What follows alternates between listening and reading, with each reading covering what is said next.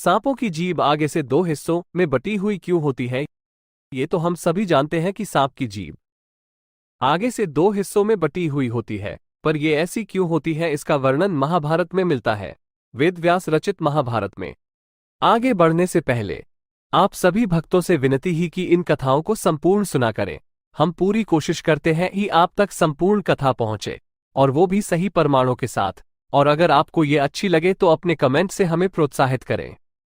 अगर आप चैनल पर नए हैं तो इसे सब्सक्राइब करना ना भूलें। चलिए आगे बढ़ते हैं। इससे संबंधित एक बहुत ही रोचक कथा है, जो इस प्रकार है। महाभारत के अनुसार महर्षि कश्यप की 13 पत्नियां थीं। इनमें से कद्रू भी एक थी। सभी नाग कद्रू की संतान हैं। महर्षि कश्यप की एक अन्य पत्नी का नाम विंता था। पक्षीराज गरुड़ विंता के ही पुत्र हैं। एक बार कद्रू और विंता ने एक सफेद घोड़ा देखा। उसे देखकर कद्रू ने कहा कि इस घोड़े की पूंछ काली है, और विंता ने कहा कि सफेद। इस बात पर दोनों में शर्त लग गई। तब कद्रू ने अपने नाग पुत्रों से कहा कि वे अपना आकार छोटा कर घोड़े की पूंछ से लिपट जाएं, जिससे उसकी पूंछ काली नजर आए और वो शर्त जीत जाए। कुछ सर्पों ने ऐसा करने से मना कर दिया। तब कद्रू ने अपने पुत्रों को श्राप दे दिया कि तुम राजा जन्मेजय के यज्ञ में भस्म हो जाओगे।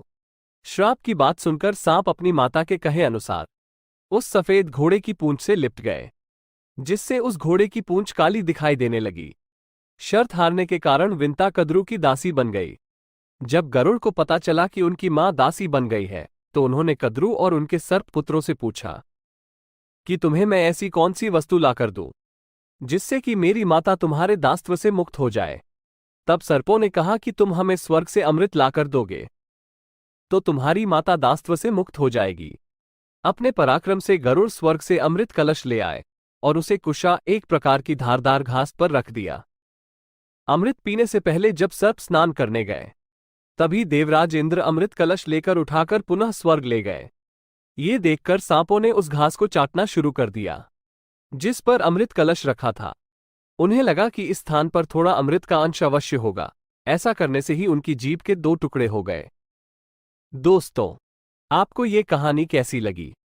आप अपने कमेंट्स के द्वारा हमें अवश्य बताएं। ये स्टोरी पसंद आने पर लाइक और शेयर करें। ऐसी ही और कहानियों के लिए हमें सब्सक्राइब कर लें।